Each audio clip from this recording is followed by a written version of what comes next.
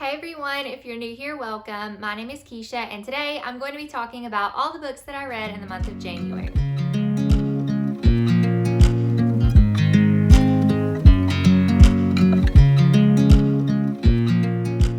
I'm always super nervous about how January is going to turn out as a reading month for me because I always want to set up the year good and I want to have all the good reads at the beginning of the year. And sometimes you can control that and sometimes you can't. But fortunately, I had an amazing reading month. I have 11 books here that I'm going to talk to you guys about today. I did not finish all 11 of them, but I am going to touch on each one. Let's go ahead and start off with the first book that I read this year, and that is The Younger Wife by Sally Hepworth.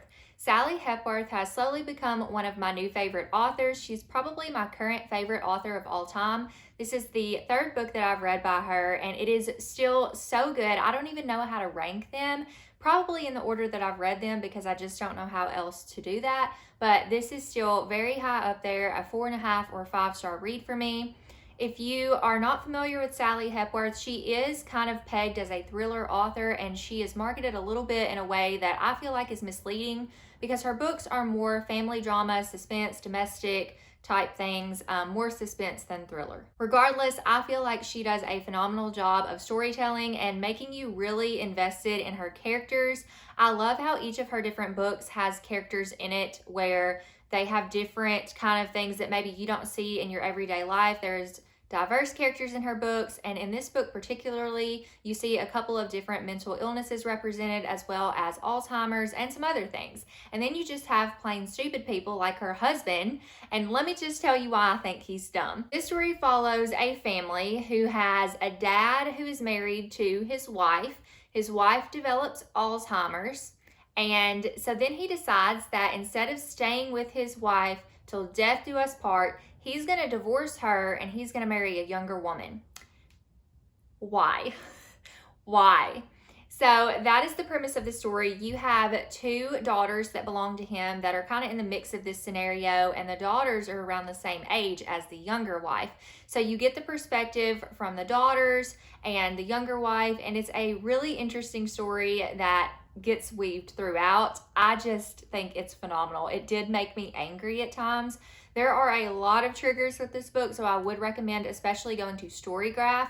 I've noticed that the Storygraph lists a lot of triggers because people can kind of tick off as they review things that people might need to look for if they do have triggers, so I'd recommend looking there. I don't want to list off specific triggers just for the sheer fact that a lot of them are spoilers, and I don't want this to be spoilery, but this was a very gripping story, and if you read the arc, I want to say go ahead. If you didn't like the end of the arc, read the end of this book, because I think there were some people that read the arc that were mad and that didn't like this as much, but they changed the ending a little bit in the final copy. So I just wanted to say that too, but this is definitely looking to be a possibility for one of my favorite books of the year. Next, I participated in the New Year New Reads Readathon, and that was hosted by Gabby from Gabbing About Books, myself, Gwen from Gwendolyn Kinsinger, and Summer from Seasons Readings. So we all hosted this New Year readathon. It was so much fun. I actually had to break it up a little bit and finish sooner because I ended up going on a trip that you guys probably have already seen on my channel, where I got to meet Olivia from Liv's Library, Kendall from Bookphoria, and Jordan from Bookish Gym, and that was the best time. So my January has been pretty great. But I did manage to read the 3 books I needed to read for the New Year New Reads Readathon before I left for my trip. So I read Mapmakers and the Lost Magic, and this is a middle grade graphic novel fantasy series. The second book I think has not come out yet, or it just recently came out, but the artwork in here is really pretty, and I did enjoy my read of the story. Overall, I think it was just a 3-star good read for me. I don't know if I'll continue in the series or not. If I do, I probably won't purchase the book. I will just read it on ebook from my library. But this follows Alidade, and Alidade lives in this small village community that is kind of cut off from the rest of society. They are kind of made to live a certain way by the Nightcoats, and they can't leave the valley that they are in. They can't go on the outskirts of town or they'll get in trouble. And Alidade ends up coming upon this secret door and finds out about the map makers and about how the world used to be. And so now I think the series is going to go into like themes of colonization and friendship, as well as kind of coming back to your roots in nature and stuff like that. I don't know. I feel like I'm not doing a great job of explaining this, but like I said, it was a good book, but not one that I'm just like super excited to continue with. Then I read the 8th book in Shauna McGuire's Wayward Children series. This is her most recent release, and it is Lost in the Moment and Found. This is one of the first series that I ever read. It is also the longest series I have continued to date, which is why I continue to read them. They are novella series, and despite what they sound like, they are adult in theme. I would not recommend this or hand this to a child because there are very dark things, and especially in this book. This one has a trigger at the beginning, which I will go over in just a second. But this book follows a wayward child, if you will. The series in and of itself follows different children who have gone through a door into a world where they feel like they belong, whereas in their reality, they don't really feel like they fit in anymore, or something's going on, so they kind of have this escape. Then, for one reason or another, they are tossed back into the real world, and they are either trying to find their way back through the doors to their worlds, or they are trying to get back accustomed to the world that they originally came from, so our world. And this is a portal fantasy novella series that is, again, kind of obviously reminiscent of things like Alice in Wonderland, Narnia, but with a darker twist. This particular story follows our main character, and her name is Antoinette, or Ancy, and she has stumbled upon her door and is now in this place of lost things, and she actually has the opportunity to go through doors to different places, but still kind of come back to this place. I don't know how to explain that, but it's really interesting. I feel like it's kind of in the middle of everything that's going on in the other stories. This is kind of like a middle book where you see kind of, not behind the scenes, but you see everything from a different perspective, I guess. And I really did enjoy the story. Like I said, I would look up triggers. This is probably one of the darker books in the series. At the beginning of the story, Shauna McGuire says, "For the child I was, I will spend my entire life trying to make up for the fact that when I was you, I didn't run soon enough. I'm sorry."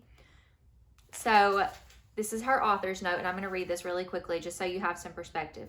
While all the Wayward Children books have dealt with heavy themes and childhood traumas, this one addresses an all too familiar monster, the one that lives in your own home.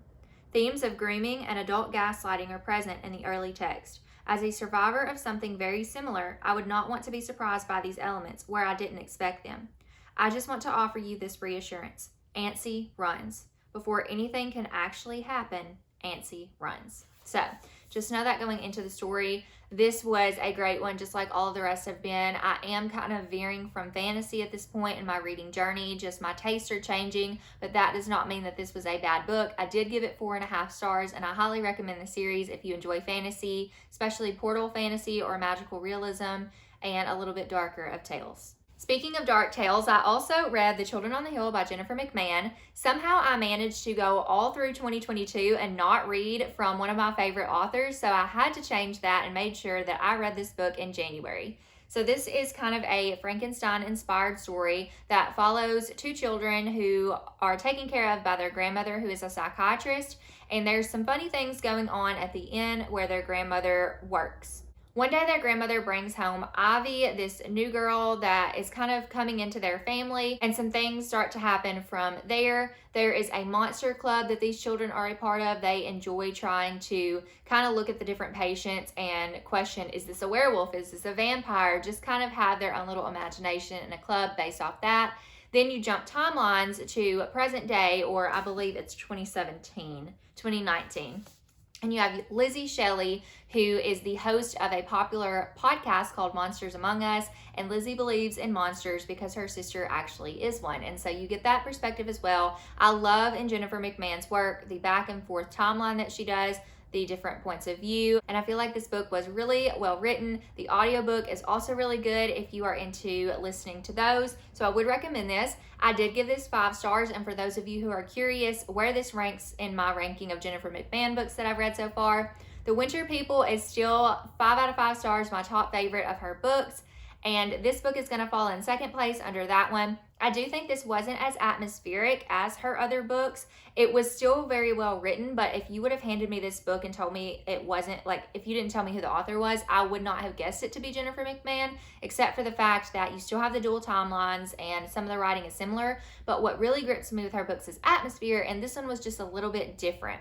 But nonetheless, it was a great read. I'm giving this one probably like 5 stars. I think I gave it 4.5 to start, but it's 5 stars. I loved the ending. I think some people were mad at it, and I understand why, but I just thought it was so well done, and it made a lot of sense to me. Then I did a couple of buddy reads with my friend Gwen from Gwendolyn Kinsinger. So first, she decided to read for the first time while I reread one of my favorite books, and that is The Guernsey Literary and Potato Peel Pie Society by Marianne Schaefer and Annie Barrows. Now, I want to go ahead and say that I'm not a huge rereader. Oftentimes, I find that it is a waste of time to reread books when there are so many other books that I want to get to. So this is a rare occasion for me, and while I also just made that statement, there's another reason why I don't like rereading books, and it is because of the fear that I'm not going to enjoy the book as much as I did the first time. So The Guernsey Literary and Potato Peel Pie Society is the book that got me back into reading about 4 or 5 years ago. This book has a very special place in my heart. It is a historical fiction book written in epistolary format, which means it is entirely written in letters. I love this book so much. It has a very special place in my heart. However, upon reread of it, I did not enjoy it as much as I did the first time that I read it, and honestly wanted to just put it down and not even continue reading. But I did continue reading it, and I don't even want to tell you what I would have rated it at this point.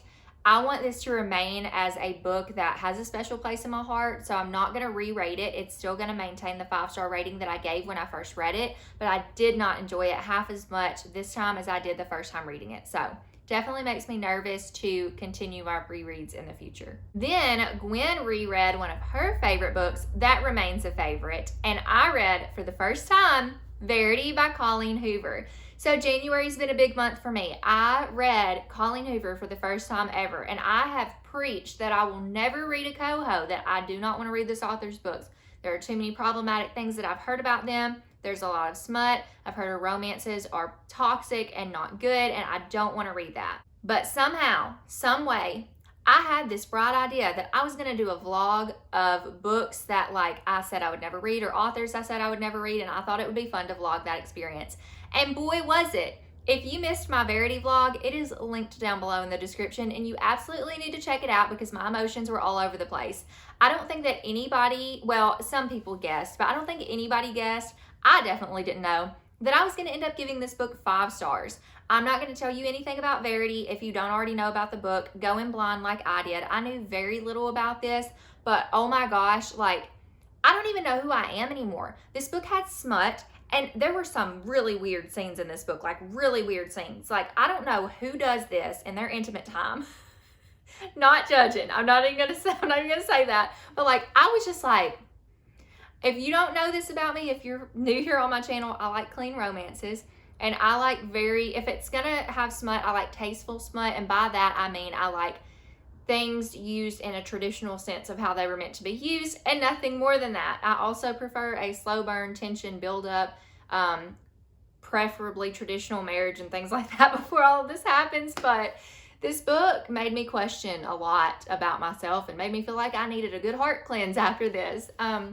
There was that, and there was also just the writing is really filthy. There's a lot of bad language in this, and I didn't appreciate that. However, setting the smut aside, setting the filthy mouth aside, if I could just look at the story that Colleen Hoover weaved, it's 5 out of 5 stars. And I feel like because I read this book so quickly, enjoyed it so much, despite all of the things, and I enjoyed the emotions that it gave me, I felt like it was only fair to give this book 5 stars. So I read Colleen Hoover this month. I gave her 5 stars. Next, we're gonna go a little bit downhill for just a second. I had a couple of DNFs that I want to talk about before I talk about the last few books that I read this month. So I was supposed to be buddy reading Ninth House by Leigh Bardugo with Elise from A Virgo Rising Reads, and I ended up getting only about 30 to 50 pages into this and deciding I was not in the mood for this. I was bored and I had no idea what was going on. I've previously read from this author. I read her Grishaverse trilogy. I have been told that I will like Six of Crows more, and I'm going to tell you right now that I will not, because I don't like the heist trope. I didn't even like this. So, I mean, I don't think Leigh Bardugo is the writer for me. I don't really like the way that she writes a story. That is an unpopular opinion. That does not mean I have any hard feelings towards her as a person, but I just do not like her writing. I don't vibe with it, and I don't feel like I enjoy it. But this is going to be a soft DNF. I do want to try it one more time, so I'm just going to put it down for now and pick it up later. But I just didn't finish it now. I will pick it up again. So I don't know. I feel like it's still probably going to end up being one that I don't like, but I am going to give it one more try before I just say I'm not going to pick up anything else by this author. And then I have a book that I'm really, really sad that I DNF'd, and I'm not going to unhaul it yet. I might give it another try, but I was just really disappointed in this read, and it really breaks my heart.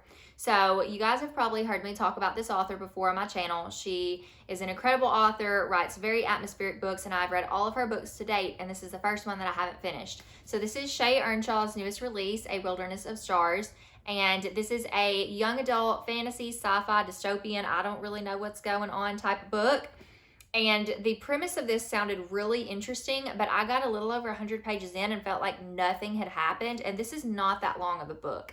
So I was very disappointed in the way this story was going, and I really just didn't feel like finishing it, so I put it down. It's kind of a hard DNF, but I'm not ready to part ways with the book yet, so I don't know. But this is a story that follows Vega, and Vega is the last astronomer. So essentially, she lives in a valley with her mom, and her mom gets sick from this thing called the consumption that is taking everybody basically to death. They lose their hearing, they lose their sight, they eventually die. And Vega, as the last astronomer, is kind of a big deal. It's both dangerous and good for her to be the astronomer. Dangerous because it just kind of depends on how people feel about her, whether or not they want to kill her or support her. And good in a way that she potentially could help cure the consumption maybe for these people. But she's supposed to go off on this adventure with these other kids and go look for the architect and find this cure. 100 pages in, she still hasn't found the architect or gone off on any fun adventures, and I was just really bored. So I'm really, really sad to say this because I still really admire and love Shay Earnshaw's writing. I just don't know if this was the type of story that I prefer to read from her. Her other books are more witchy and dark, and I think this just read a little bit different than what her other books have. Then I read, okay, I did not need to buy another book. I'm currently broke, and I'm not joking. Like, I say that in a funny way, but I'm very transparent. Like, my financial situation is not great right now. So I literally had no business buying this book, but everybody and their mom, all my friend group, all my other friend groups, all my friends on the internet were reading the new Grady Hendrix. So guess who went and picked it up and spent money they didn't need to? Me. So I read How to Sell a Haunted House by Grady Hendrix. I have read some of his other books, and he was kind of on an uphill stride with me. I read the vampire book, what is it called? I just call it the vampire book, but the Southern Book Club's Guide to Slaying Vampires, and it was 3.5 stars for me. The Final Girl Support Group was 4 stars, and then My Best Friend's Exorcism was 5. This one is going to fall probably around the same as the Final Girl Support Group for me as a 4-star. This was not the typical haunted house trope that you might expect, so just know that going in. This deals a lot more with family trauma, generational stuff, and dolls and puppets. So this follows a brother and sister duo who their parents have just died, and now they are trying to clean up the estate and put the house up for sale. And there are these creepy puppets that are part of this story, and a house that is potentially haunted and doesn't want to be sold. That's all I'm going to say. Go in knowing that. This is a wild ride. If you are scared of anything that I just mentioned, just know that. But this story also deals with grief. There are some pretty heavy family elements in there as well. I did think it was a good story. It wasn't my favorite. I think it was a little hokey, but it's Grady Hendrix, and a lot of times with this horror, you will get the gore and guts and everything, but you'll also get some humor there as well. And we are going to end this with an even possibly, no, is it an even bigger surprise than me liking Verity? Maybe not, but I think I'm entering a new era of reading. I like cozies, you guys. I like cozy mysteries. What? Okay, so I have read some cozy mysteries. But my 4th cozy mystery, which I'll talk about first, that is Buried in a Good Book by Tamara Berry. This is my favorite book I've read this year so far. If this is not in my top 10, it'll be a crime. Like, this book, why have you guys not been telling me to read this? Like, I don't even, my cozy friends, I'm like, hello, read this book. What is going on? Like, do you see what happens to me when I get excited? Okay, so this book is a cozy mystery. Let me tell you about it, okay? So this follows our main character, Tess, and Tess is a thriller writer, okay? She has a daughter who's 14 years old. She is recently divorced. Her husband is a scumbag. We don't like him. And she decides, also, she's in the middle of writing her next book, and she decides that her and her daughter need an escape. So in order for her to write her next novel and kind of get away from the drama of her ex-husband, her and her daughter, Gertrude, or Gertie, are going to go to this beautiful little cabin in Winthrop, Washington. That is where the story takes place. And this is her deceased grandfather's cabin. And she's going to go there and spend some time with Gertie. When they get there, you walk in and she's like, oh man, like literally the first sentence of chapter 1 says, there are at least 3 dead bodies in there. And it's Tess joking with her daughter about how, like, oh, there's some dead bodies in here. Like, nobody's been in here for a while. And then all of a sudden there's this explosion. And here comes raining dead fish and an arm. And I'm just like, what are we reading? That does not sound cozy. That sounds thrillery. This book definitely has some thrillery elements in it. Just know that. There are some things that I'm like, that's not necessarily, like this description of what you just saw is not cozy. But it is still very much a cozy mystery. So Tess ends up teaming up, so she's going to sleuth a little bit. She's going to team up with a local detective who just so happens to look like the detective that is in her thriller series that she writes. And their banter is top tier. Like, this is some of the best banter I've ever heard in my life, and I need more cozies with banter between the sleuth and the detective like this. So if you've read this, I need you to tell me more that I can read like this, because I think that's really what carried the story for me. But there were so many different things going on. There was like Bigfoot sightings. There was a little old lady who was looking for her lost cat. There was like, obviously the main character's trying to write a thriller. There was another cop that was like writing a book that she wanted Tess to take to her agent or whatever and read through it and tell her if it was good or not. There was like some stuff going on with just settling some stuff with her grandfather's estate. There is a logging company that has a potential suspect there, because he's also up for running against like the town sheriff. He's up for like against him. I don't even know what I'm saying. I can't even talk about this book. There are so many things in this book. It was fantastic. And I'm so excited because I'm about to get the second book. The author actually responded to something that I posted on Instagram. I did like a little reel of a book aesthetic for this. And she was like, if you don't already have the second book, let me send you a signed copy. And I was like, oh my God. So I'm so excited. Literally over the moon happy, made my whole day. So I'm so excited to continue in the series. If you like cozy mysteries, or even if you don't and you want to give one a try, this one is a good modern day cozy. So good, so atmospheric. The banter between the main characters was great, and it was just such a good story. Okay, now that I've rambled on about that one, I did read one more cozy to end out my month, and that is Homicide in Hardcover by Kate Carlisle. I would say this is probably an older, more classic cozy. This one came out, I believe, in the early 2000s. Let's see when it came out. In 2009, so not too early 2000s, but this is a little bit older of a book. There are lots of ones in this series. So this series only has, the third book comes out in May, so it's still pretty early on. This one has probably 15 to 20 books almost in this series. But this one follows our main character, Brooklyn Wainwright, and she is into bookbinding. So she has a bookbinding business, and she is currently going to this local library. This takes place in San Francisco, so it's not necessarily small town cozy, but it kind of still gives off some of those vibes. But it takes place in San Francisco, and she's going to this library to meet Abraham, who was kind of her mentor in bookbinding and someone that she was kind of raised with. Brooklyn is part of a community or a commune of people that live a little bit differently. It kind of sounds cultish. There are definitely some cultish vibes with this, but they live in this commune, and she was raised up. So Abraham's kind of like an uncle to her. She doesn't live in the commune anymore, but her family still does. And anyways, so she goes because Abraham's got this big exhibit. It's a Faust exhibit. I don't know how to say this guy's name, Goeth, Faust.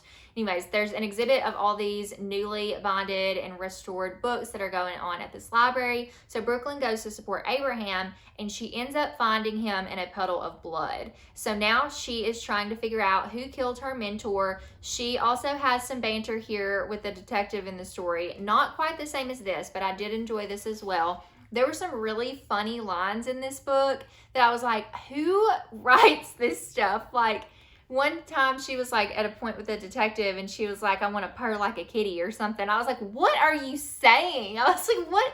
Cozies, you just never know what you're going to get. You get a cozy story, but then you get random stuff thrown in like that. And I'm just like, what in the world? So I found that this was a really interesting story. Again, different vibes than this one, but I still gave this book 4 stars, and I didn't know if I was going to continue in the series, but I think I might. I don't know if I'll get through all of the books, but I think I do want to revisit this character again.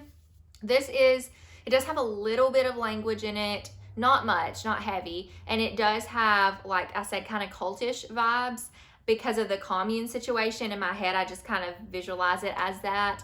And there are also some things in the story. The reason I couldn't give it 5 stars is because there are some elements that I feel like are thrown into the story for the sake of being there and didn't really have a full-on purpose, and that kind of bothered me. So I don't know if it'll be like a favorite or not, but I did really enjoy reading this. And I think if any of those things are buzzwords for you, then you should definitely check this one out. Okay, y'all, that is all the books that I read this month. I am very much a chatty Cathy today. I had a great reading month, and I wanted to share that with you guys. So if you made it this far in the video, go ahead and leave me a book stack emoji because I was able to get through some really great books this month. And let me know if I piqued your interest in any of these books, or also let me know what your favorite book that you read in January was. Maybe I need to add it to my list. Thank you guys so much for watching. I always appreciate any like, comment, or subscribe that you give me, and I always love connecting with you guys. So if you want to leave a comment, go ahead and do so. But thanks again. I love you all so much, and I will see you in my next video. Bye, friends.